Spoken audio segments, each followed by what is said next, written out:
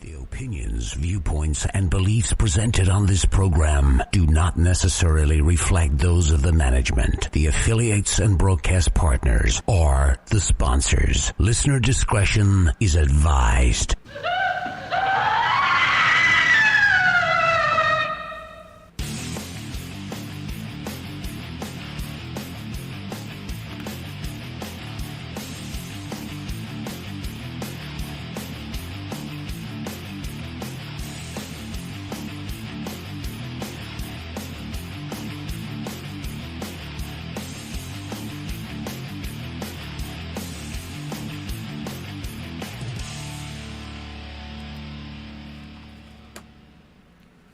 And hello everyone, and welcome to Scarefest Radio.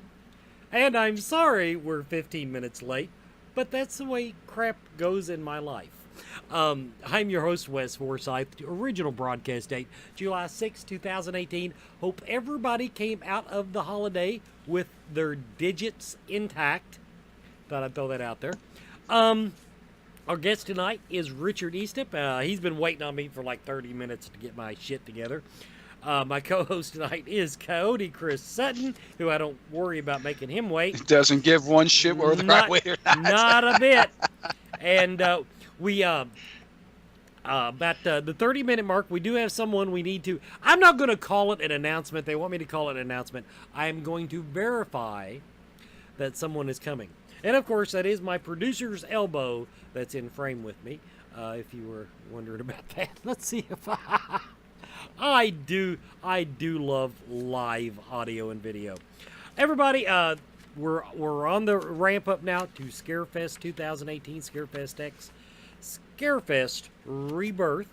And so we're trying to get all of our ducks in a row. They're tidying up details, getting the last minute contract signed and all that stuff. And and then as far as the being late part, let me tell you why the show started a few minutes late tonight. Every week, I fastidiously, that's a word, isn't it, Chris? Fastidious? Yeah, fastidious. Okay. Mm-hmm. Okay. That, after the one I made up a week or two ago, I'm being very careful now with my vocabulary. I come up, and every week I come up here at least an hour early. I sit down, I do video checks, I do audio checks, I make sure all this stuff is working like it's supposed to. And tonight, I said, oh, what the hell, I'm running a little late. I won't go up until 30 minutes before showtime. And, of course, tonight's the night. Everything went to hell. So, couldn't get the stream key to work. That's the main reason we were late, is the thing that feeds the video just didn't work. So there's all my excuses. There's all my stories. I want to welcome everybody tonight. And now tonight, we are only broadcasting to the Scarefest Radio channel. That is basically due to we are trying out the simulcasting programs. And we're not going to pay for one while we're trying out another one. And the other one isn't completely set up yet. So that's the story on that. Now, that being said, no matter which service we go with, it's going to be buttload expensive.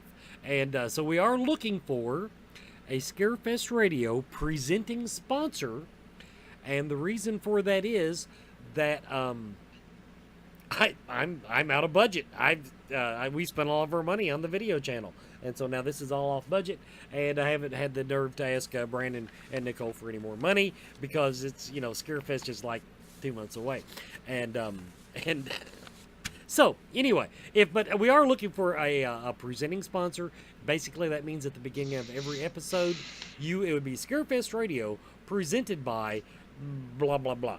And you would get a commercial and all that stuff on this show and the other show that I do. There's my plug for the evening. Chris, how was your holiday? It was a blast. I went to my wife's bowling team picnic and swim event.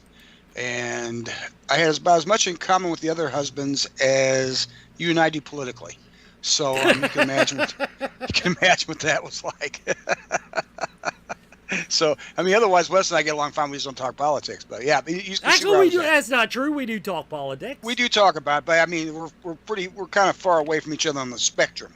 Yeah. But these folks, and they were nice guys and stuff, but they talked about hunting and hunting dogs. And I fish every once in a while. It's about my extent of going after animals. So yeah, it was. But other than that, it was pleasant. It was all right. Nobody got killed. So I'm kind of offended. I thought when we got toasted. No, get along fine with it. We don't fight about it. I'm just saying we're on different ends of the spectrum. We are, everybody. Okay, we are polar opposites. Chris is correct politically, and I can tell you that if everybody discussed politics the way he and I did, while slightly inebriated, the world would be a better place. I think that's all that needs to be said. The country, the world. We could even do it sober too. I mean, we didn't have to be drunk. We just happened to be slightly drunk. Chris is just never around me when I'm sober. That's the problem. Anyway, so that all being said, everybody, tonight we are of course talking to Richard Estep. We talked to him last year. He was a presenter at Scarefest, also Scarefest 10, and I was familiar with him before. I tried to get him on my old radio show, but he couldn't do it. But the guy is so nice. He actually hooked me up with his co-author of one of his books, who was just a delight, and was not mean to me when I had all my facts and research were wrong when I interviewed her. So so there's that. So I am in the process, everybody, of actually pulling up his biography, so that I can actually. I know he's an author. I know he's a paranormal investigator. Here we go. Scroll down the page, and I should have put you higher up on the page, Richard. There we go. Richard Estep has been a paranormal investigator for the past 23 years. You got me beat by like 20 years there. Investigating claims of ghosts and hauntings on both sides of the Atlantic. He's author of numerous books, including The World's Most Haunted Hospitals and The Haunting of Asylum 49. His latest book, The Trail of Terror, will debut at Scarefest 2018. He writes a regular column for Haunted magazine titled The Step by Estep Guide to the Paranormal, and he's appeared in 2 seasons of Haunted Case Files on Destination America, and just completed shooting his latest series, Haunted Hospitals, which is set to air in 2019. First question out of the gate. I'm familiar with some of your work. You go around, you find these absolutely fascinating haunted locations. You've got a little thing for hospitals. Cool enough. The one thing that occurred to me, having dealt with your co-author on Asylum 49, when you're doing the background research for the locations that you decide to embrace, how helpful from a purist standpoint, meaning accuracy, are the owners usually? So, Wes, I'll be happy to answer that question. Before I do, you mind if I give a shout out to an old friend of mine? Yes, we can go ahead and do that right off the top. Thank you, sir. Everybody, what we're talking about, and I should have went ahead and it was at the top of my list, but I didn't do it first. A dear friend of ours, Gareth Ace Gregson, passed away recently, and we wanted to give a shout out across the pond, as they say, to Ace. Over to you, Richard. Thank you very much. Thanks, fellas. My good friend Gareth Ace Gregson, beloved by a lot of people, one of the best men I've ever met, just recently died after a brave fight with cancer. His funeral was today.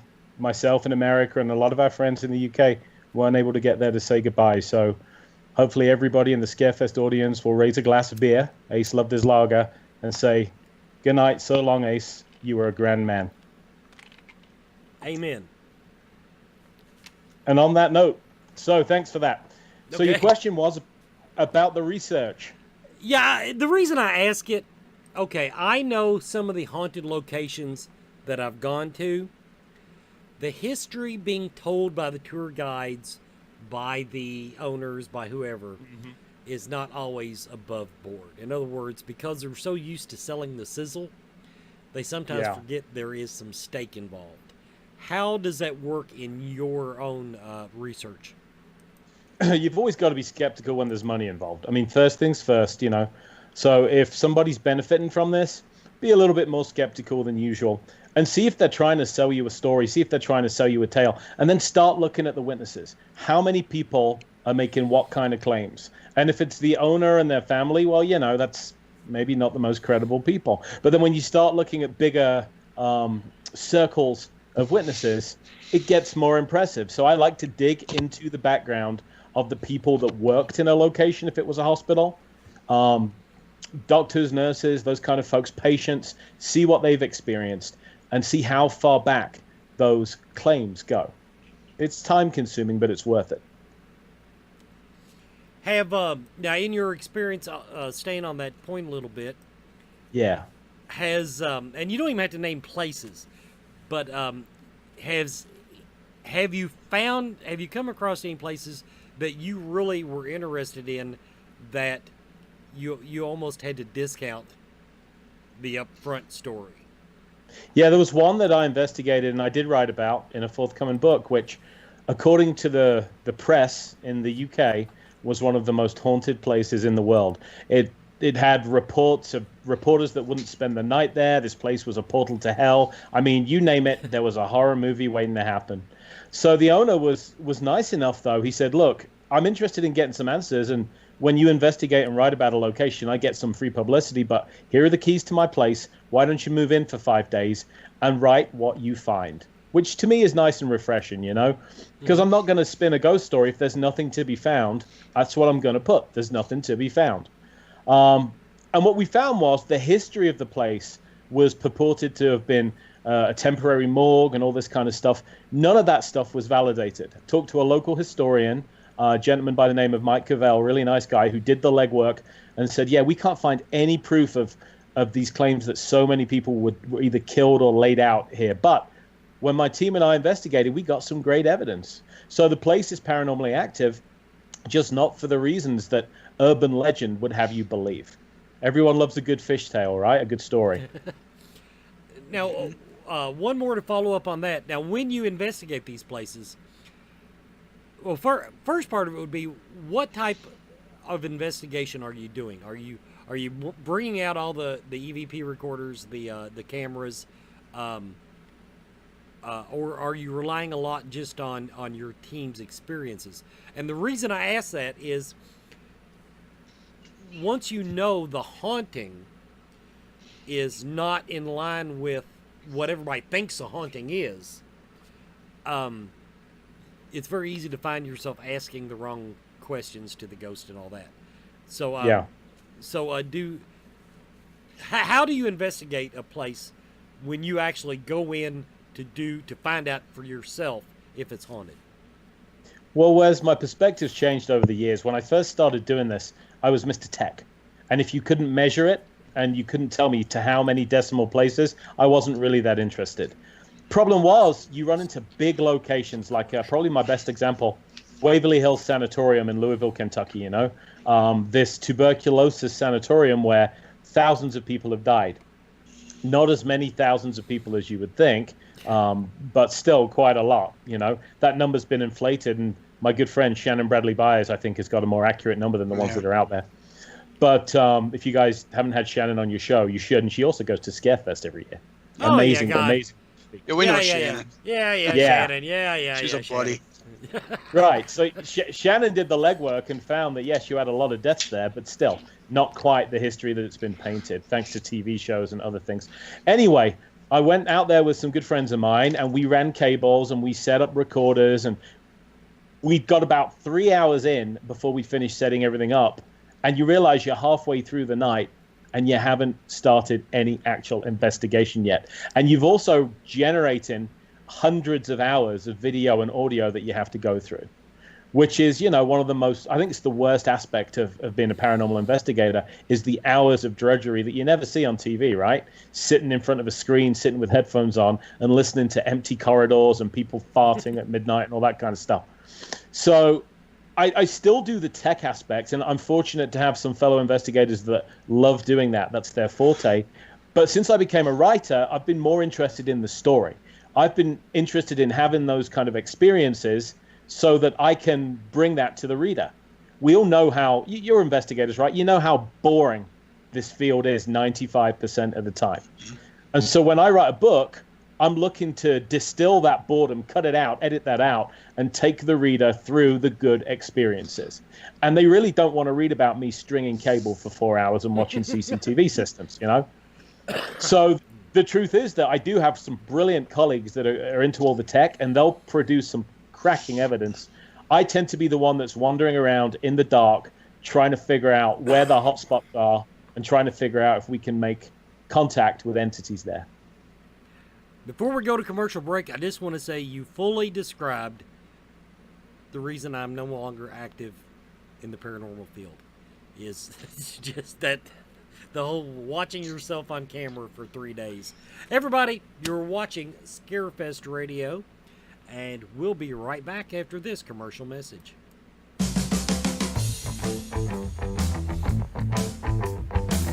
Do you feel lost in life? Do you seem to be stuck in emotions that are not yours? Is your home not the sanctuary it should be? Contact Spirit Mechanics, where they take a team approach to your metaphysical and spiritual problems. Spirit Mechanics specializes in aura cleansing, stone attunement, attachment removal, and house cleansings.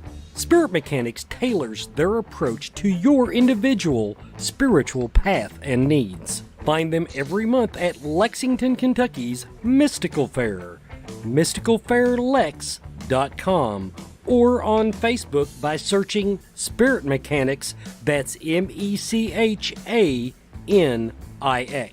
Spirit Mechanics, for your spiritual health and well-being.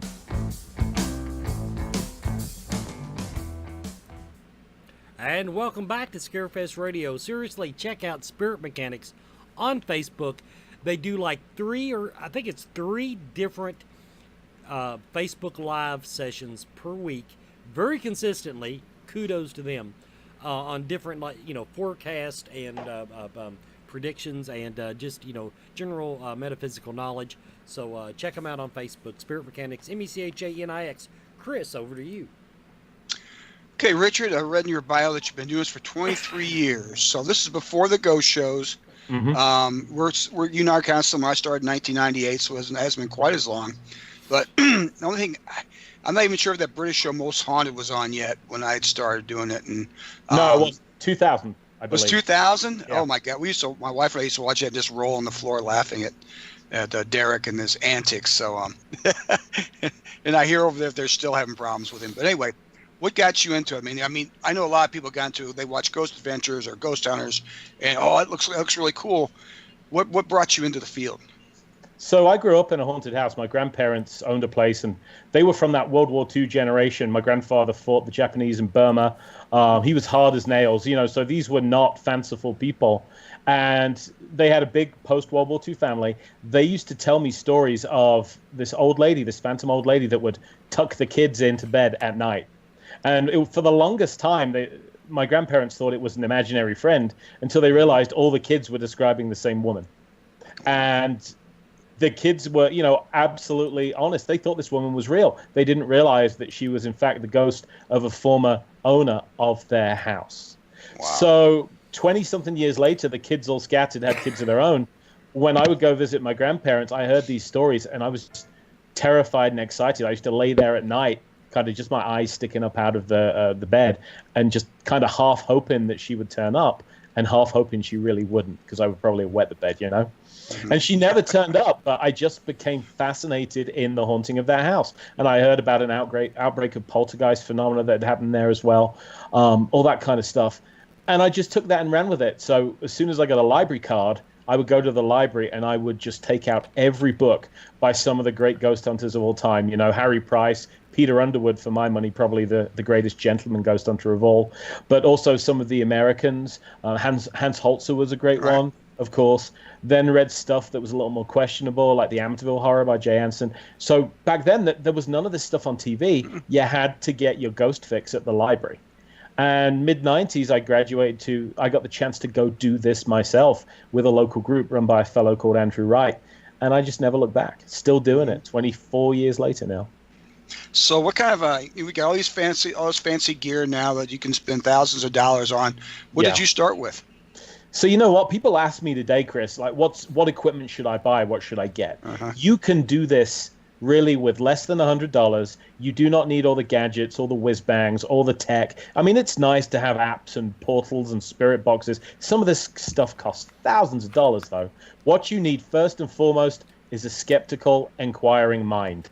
You need to be able to walk in there and say, based on what you're reporting, what are the most likely natural explanations? The paranormal should always be the very last thing you arrive at. And I think too often it's easy to walk into a location, take everything at face value, and start talking about how the ghosts of the former residents are still haunting the place or whatever. You've got to start ruling out what medications are the witnesses on, you know? It's scary. I'll tell you as a paramedic how many medications have hallucinations as a side effect, for example. You know, and we can hallucinate with all five senses, not just seeing things, all five senses. So you look at that, you look at the high EMF levels in the house, right? Is there something that is basically creating a fear cage in that location? Only when you get through that long list of stuff, you look at the grade of the floors. Do objects start moving because the floor's on a bit of a gradient? You know, look at the airflow through the house. As a firefighter, I learned to read the way the air moves through a building, and that's been immensely helpful. Look at the way the fire stops are and the soffits and the construction. Get through all that, and then you can start talking about the paranormal. But of course, that's not sexy, right? And it's not quick. And you can't do it in 40 minutes on a TV show. Right. Well, before we came on, I was watching a TV show, and they were at a place, I won't say what show it is. They were at a place I have been to twice. And what they were encountering is nothing close to what I've ever encountered there. I investigate a little bit with the gadgets, and I'm going to ask you about this later about how you work with people who are like sensitives and whatnot. I'm a shamanic practitioner by trade, and that's how I got in. That's how I was doing that before I got into, until somebody asked me to come check out a ghost situation. So, yeah, I mean, it's not sensational, and you're right. You have to go in there you have to try to debunk everything you find first, and you really got to work hard and shoot holes in it to make sure if it's going to be real at all. You do if you're doing it right, Chris. Absolutely. Yeah. So, what brought you across? What brought you to the United States? I was working in IT originally before I got into emergency medicine, and I worked for a computer company. I won't name them, but let's call them BMI. And decided I'd come over. Married an American, settled down. I love this country. You know, America has been very good to me. And I wanted to, once I put down roots, I kind of picked up my old paranormal investigation activities again. And I get asked quite often on radio shows and stuff like that, you know, you come from England, right, where the history is, all the old hauntings and stuff. Is it more haunted than America? And the truth is no, absolutely not. You guys have quite the bloody history yourselves, and quite the fascinating one. And wherever you know, I mean, you look at places like Gettysburg, one of my favorite locations. Can't wait to go back there next month.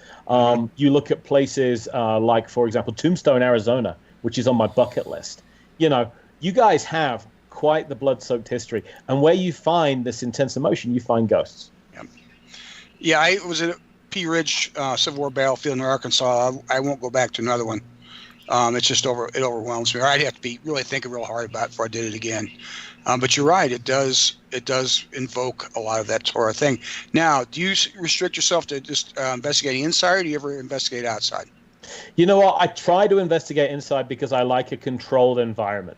And the problem is, you look at the weather, you look at the wind, you look at all that kind of stuff, ambient noise. But there are some locations you just can't turn down. And going back to Gettysburg, for example, I'm a big Civil War aficionado. You will always find me reading books about the history of the American Civil War. For some reason, I've always been drawn to it. And so it was fortunate when the battlefield opened at sunrise last time I was out there, we went out onto Pickett's Charge, which was one of the bloodiest parts of that field. 15,000 Confederate soldiers, half of them were cut down storming the Union Center on the last day of the battle. We recorded the sound of cannon fire. And some people say they hear screaming in the EVP. I don't know if that's true or not. But definitely we recorded, first thing in the morning, absolutely silent, the sound of cannon fire. And if your listeners would like to listen to that EVP, it's over at my website, richardestep.net, on the blog. Judge for themselves. Cool. So, yeah, you can find things. I mean, I love going outside myself. That's sort of gotten to be my thing anymore. But So over here in the United States, what's been your favorite place to go to? Oh man, that's like asking someone what their favorite kid is, right? Or what my favorite book is. Oh, it's tough. You know what? I'm gonna go with Asylum 49. It's close. Gettysburg is a very close second, but Asylum 49 is my favorite haunted location. It's this old hospital in Utah, a place called Tooele, and I think Cammie came on your show, right, Wes? She co-authored that book with me. I go out there every Halloween with a team of paranormal investigators for 5 days, and we move in when the place is at its busiest and its most active. So it's a real family atmosphere. We go out year after year. So what makes it special? Well, what makes it special to you? Well, I'll tell you, the ghosts and haunting aside for a minute, which is the obvious answer, Tooele, Utah is a small town. It's got its challenges, and one of the challenges is there's not really anywhere for the young people to go, or a great deal for them to do, which always ends badly. This place is like a community center, and a lot of the local, I don't want to say kids, although kids are involved, but young people, they actually play roles in what's now a full contact Halloween haunted house. So they get to act, they get to dress up, they sculpt latex appliances, they do performance theater through there, and it's a real sense of community and family. And they've become a second family to me, you know. So I fell in love not just with the location and its ghosts and the ghost stories, but with the people and what they're doing for that community. What's special about the ghosts? So I think a lot of it is that being a medical person, the reason I got hooked up with that place in the first place was I was a paramedic. I'd just written my autobiography, In Search of the Paranormal, and was looking for a second book and talking to publishers, and medicine seemed like a great way to go. So nobody had written the world's most haunted hospitals. I wanted to write about hospital ghosts. Seems like every hospital I've ever been to, anywhere, it's got its ghost stories. And the truth is that hospital administrators, managers don't like talking about it because, you know, I understand that. This is supposed to be a place of recovery and rest and healing. Nobody wants to really think about ghosts walking the hallways. But nevertheless, you talk to doctors, nurses, especially those involved with end-of-life care, and it's amazing how many of them have ghost stories. And, you know, I talked to quite a few doctors, many of whom are very skeptical and scientifically trained, and they'd say, ghosts, don't believe in that kind of rubbish. But this one time, and they go on and tell me a great ghost story, you know. And so... And so I kind of wanted to write about that. And Asylum 49, the old Tooele Valley Hospital, was one of the places I'd heard of. And it was only 500 miles away from where I live, just outside Denver. So they invited me to go for a road trip. And so I drove. It's a long drive, I got to tell you. But I drove, went for a night. Nothing happened. Nothing. And I talked to the owners, and they said, well, you came in May. This place is basically abandoned 9 months of the year. And then when it's Halloween season and we do the haunt, that's when everything picks up. We have tens of thousands of people coming through here with one intent, to have fun and get scared. And that's when the ghosts are most active. You need to come back over Halloween. And so what they did was they gave me access for a full week over the Halloween period. So we moved into this old hospital, and that formed the basis of my researching and writing The Haunting of Asylum 49 with Cammie Anderson. And it became a tradition now that I lead a team out there every Halloween, and it never disappoints. And the more I learn about the staff members that used to work there, some of whom are still around, the more I learn about the patients. It just fascinates me. That is so neat. That's like, if there's not people around, they don't come out. You know, they're going to do something else, wherever the ghosts do in the meantime. But and they only come out when there's people there. Well, there's that, but there's also the whole, if a tree falls in the forest, and nobody's there, you know, or if a man says something and his wife's not home, is he still wrong? That whole thing. So I think it's a case of, I'm convinced that the spirits use the activity there is generated by the energy of those that visit. So you have all these frightened people coming in, and they're getting scared by Leatherface and by Jason. You know, there are chainsaws going off and all that kind of stuff. Generates a lot of strong emotion. And that emotion, I'm convinced, is a power source for the haunting itself. You know, I did a friend of mine did a little haunted house in an old YWCA here in town, and the place does have spirits in it. I was walking around the outside of it, and they had built it in the gym, but you had to walk way around it. And I had my millimeter with me. There was nothing electrical around where I was at. And it was popping off right and left because these people were going through it, screaming and carrying on. And the spirits had come down, and we're watching and feeding off of this stuff at the same time. So yeah, I could see that would definitely happen. That's pretty cool.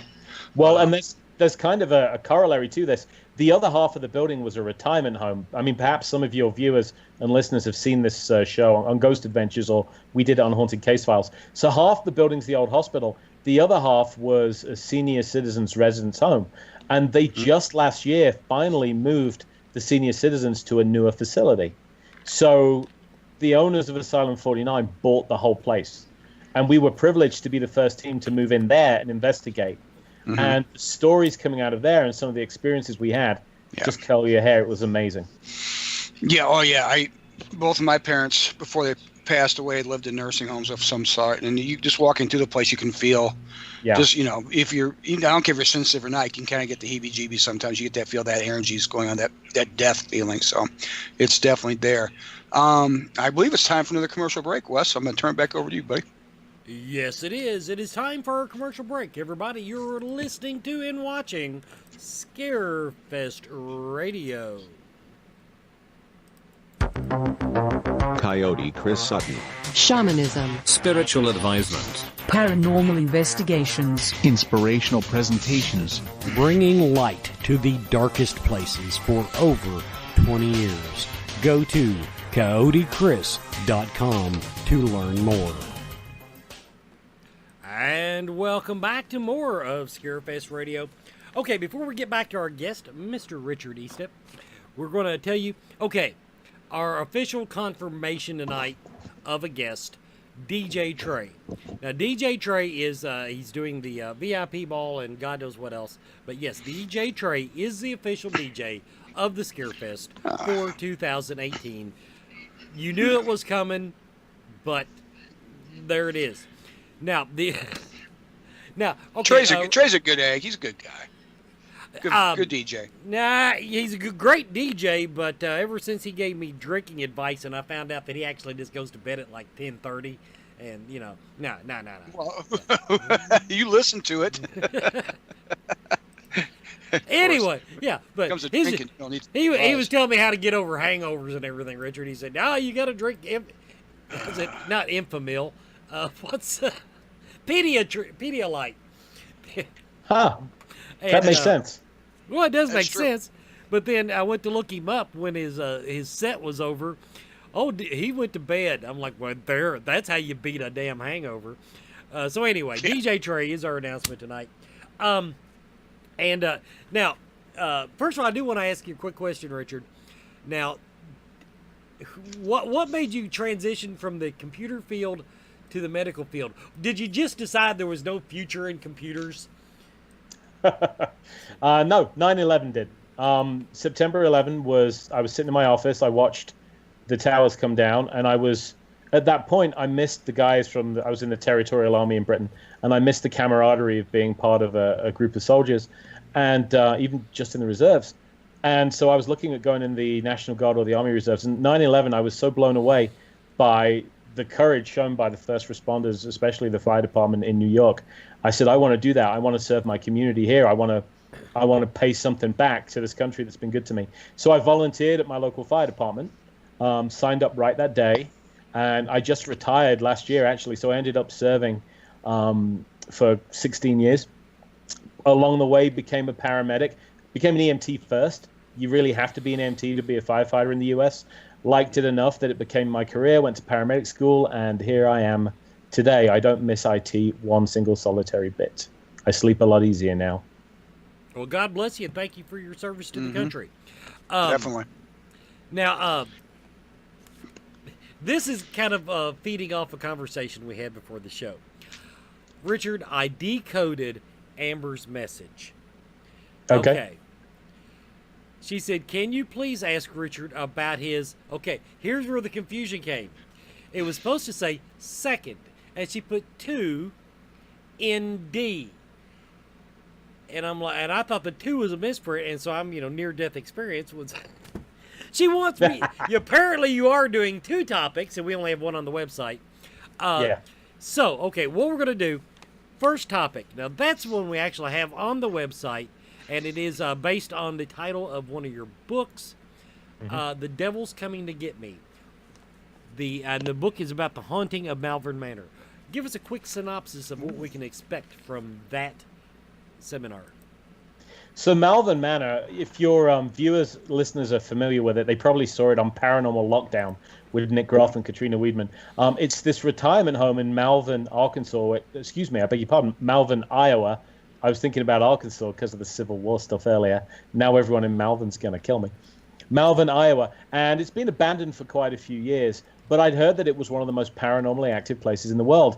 And one of the owners, a guy called Josh Hurd, was kind enough to let me investigate and write a book about the place. So I moved in with some paranormal investigators over the course of 4 days, interviewed a whole bunch of people, talked to some of the resident investigators, and had just the greatest time. And I want to take Scarefest attendees behind the scenes at Malvern Manor, introduce them to some of the personalities that haunt the place long after they've abandoned it. And a good example where the title of the book comes from is a lady called Gracie, who was multiple personality disorder was her affliction.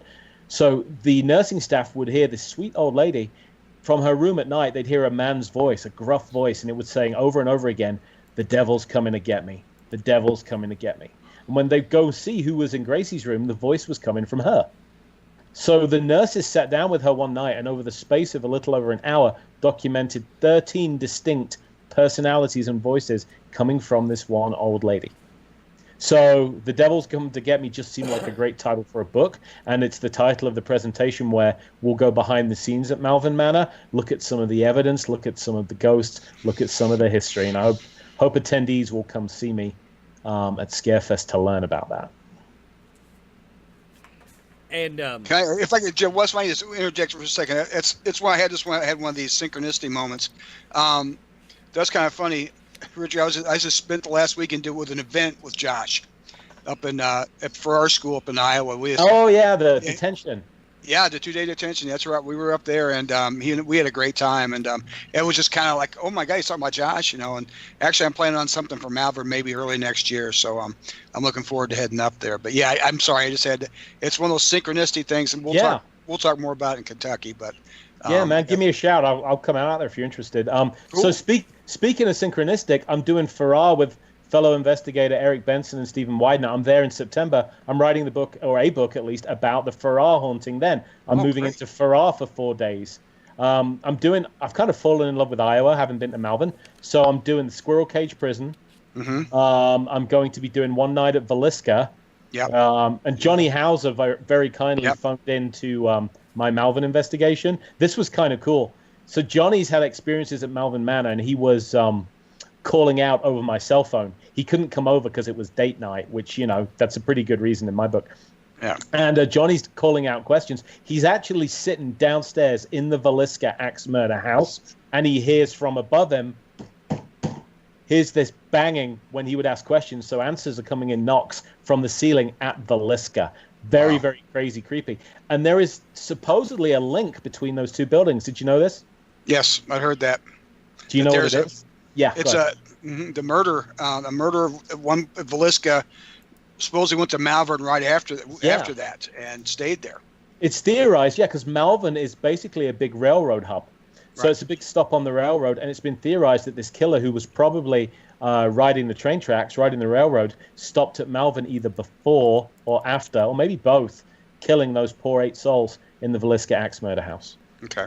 Hey, listen, I don't want to cut any more West time, but listen, I'm going to direct message you my phone number. I want to talk to you before you go out there, okay?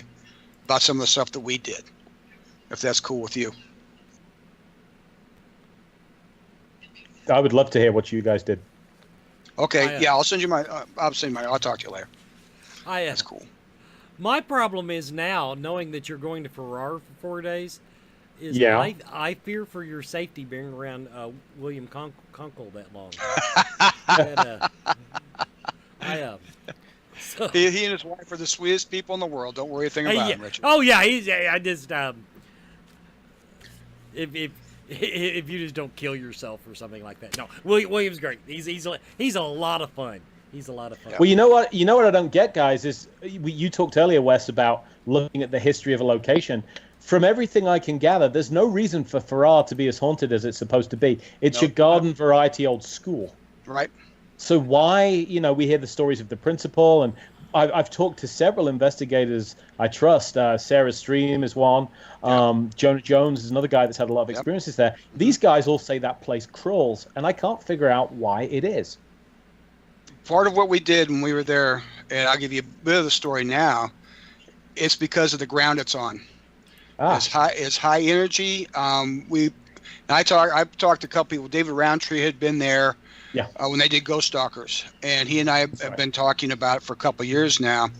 And we think that it was a ceremonial ground. It's just got so much energy in and of itself. They plopped a schoolhouse on top of this high energy place, and it's what happens. I mean, it's a very happy place. The school was, but the spirits attract this energy. So it's not the structure. It's not the events that took place there, Chris. It's purely the ground itself. Yep. Yeah, Wes was there with me a couple years ago. Same thing. Yeah, that's what it is.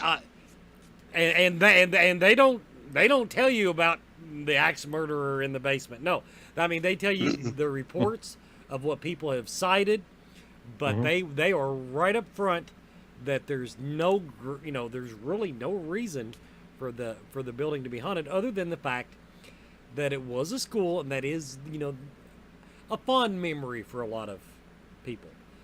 So so I get into that. Now another thing, just to throw on top of that, I do believe that once a place becomes paranormally active, that and then we start walking around the hallways with our blinky lights and flashlights and yelling for ghosts in the dark and talking to walls, I do believe that, especially if you got a place like that that has a natural energy about it, that we multiply that, and we are just a beacon.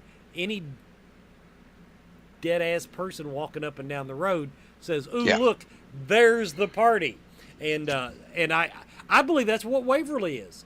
I realize people died there, but on my trips to the place,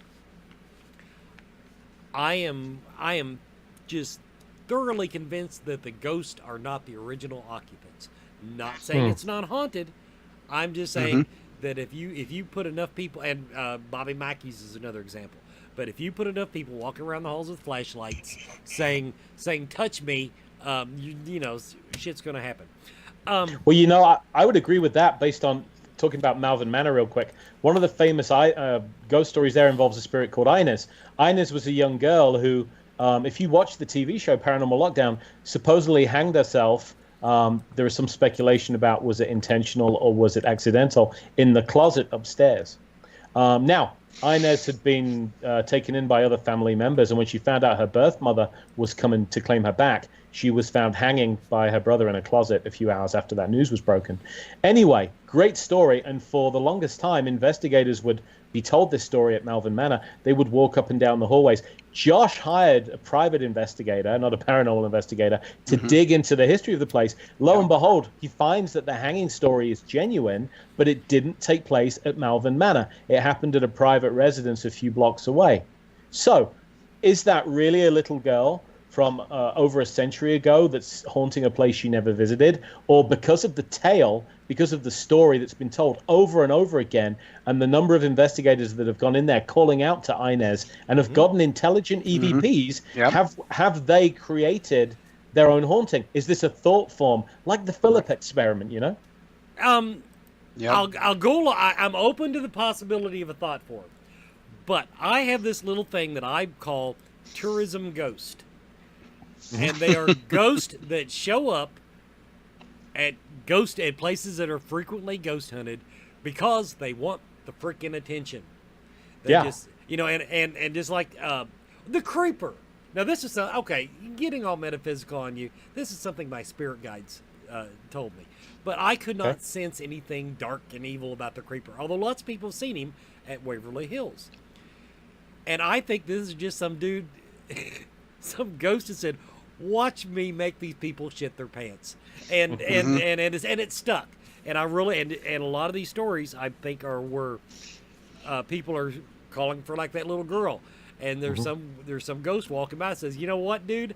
I can do little girl. I can do that." And the rest is history. Okay, everybody. Very quickly, I do want to throw in. I have set up a spot on the Scarefest Celebrity Horror Fandom and Halloween Expo. The group, the Facebook group, not the page, the group. The Scarefest Celebrities Horror Fandom and Halloween Expo. I just posted tonight's banner, and there it is. And I even put as the headline, "Let's do the contest here." So if you see the banner and do not see the words, "Let's do the contest here," you're in the wrong spot. I think I've made that. Have I made that clear now? I think I've made that terribly, terribly clear. So that's where we're doing the contest. Tonight, we're going, Devil is coming to get me. Devil is coming to get me. If you will comment on that banner, Devil is coming to get me, we will give you a 3-day pass. Count them 3-day pass to the Scarefest whenever I get around to updating the 3-day passes. Now, let's go ahead and talk about what is your scheduled second presentation. So this is one of my, I would say, favorite cases. It's one of my most interesting, but it's not my favorite location because it's a place that makes your skin crawl, you know? There are those kind of places where you just don't want to spend too much time immersed there. And I've now spent the best part of a week and a half living there. It's Fox Hollow Farm in Indiana. And for those that don't know the place, it was the home of a serial killer, Herb Baumeister, who was better known as the I-70 Strangler. So, Chris, you're nodding your head. You're familiar with this location? Yes. I'm not just by reputation. I've seen a couple of documentaries on it. All the stuff, how they found the bodies and things like that. Must be a pretty spooky place. I mean, all the death that happened out there. You know, and that's kind of, I'd love to do this experiment, right? Because it's a gorgeous house. The owners gave me free reign to investigate all around the house and grounds. And if you didn't know what had happened there, you would just be taken in by how gorgeous this estate is. It's beautiful. You want to go there and hang out. I would love to take someone who had no idea, fly in a friend from overseas, and just take them there and have them wander around and not tell them the history and say, hey, could you sleep down here in the pool area where the murders took place? Could you spend the night down here? And see what they picked up if they had no prejudice, prejudicial information. Because once you know, you are constantly on edge and looking over your shoulder every minute that you're still there. Sure. Okay, the contest has started. I do not see any post yet on the banner, but if you want to win a 3-day pass to the Scarefest, Scarefest 11, Scarefest 2018, Scarefest Rebirth, go to the Scarefest Celebrity Horror Fandom and Halloween Expo Facebook group, and on the banner where it says, let's do the contest here, that's a good spot to try to win a 3-day pass. Now, last time you were on, we talked about a lot about the haunting of Asylum 49 because I was very familiar with that story, having talked to Tammy, your co-author. Now, the book that I do want to touch before we let you go on the book that you're releasing at the time of Scarefest. Oh, that's right. Yeah, I'd forgotten. So, one of my favorite books was In Search of the Paranormal. It was basically 10 of my favorite cases from the past 23 years. It went into a second print run, and so the publisher wanted another volume. They wanted some more of my favorite cases. So I picked, I think, 10 of the most haunted, or at least interesting, not all of them turned out to be as active as you would think, locations from the past 23 years. And this is one big case study, 10 cases, 10 locations on both sides of the Atlantic, the ghosts, the history, and what I found when I moved in and investigated. And we go from a haunted London Underground station, where we get to talk about the hauntings of the London Underground. We go from there to the Black Monk House, a case that I think a lot of Americans, again, know from Paranormal Lockdown, where I moved in with supposedly the world's most violent poltergeist. Supposedly. Yeah. Give us a spoiler. Whoa. Sure. So that house remains paranormally active almost 60 years after the initial poltergeist outbreak. We all know poltergeist cases do not last for decades. A true poltergeist haunting is like a firework, isn't it? which seems very apropos this week. It's kind of shoots through the sky, it explodes, fizzles out, it's gone. So most poltergeist cases last months, if not a year, 18 months tops. So this was more than the poltergeist case in which they made a horror movie about it, a film called When the Lights Went Out. So this case made international news back in the 60s, and the Black Monk House is still active today. And it actually flared up again once they released this movie in 2011. So I moved in and I talked to so many people, and they all told me one of two stories. This place is dead, no pun intended. I came here for the night. Nothing happened whatsoever. I got bored. I went home. Or we heard growls, we heard scratches, we heard, you name it, pandemonium. And I experienced a mixture of that. Now, I would not call this a poltergeist case. I think it's been mislabeled. The original haunting may have been, but now something else is going on at that location. Yeah, because now the classic accepted definition of poltergeist is usually centered around a person. In other words, yes, there is paranormal activity in the broadest sense, but it's generally defined by being around a particular person. So 60 years kind of, well, I mean, it's possible, but they'd have to sit there a long, long time. But so yeah, that's very interesting, and I just wonder if it's in other words, if it's an entity that set up camp and just was interpreted as a poltergeist, or if once again the stories have brought either a thought form or something else into the home to continue the legend.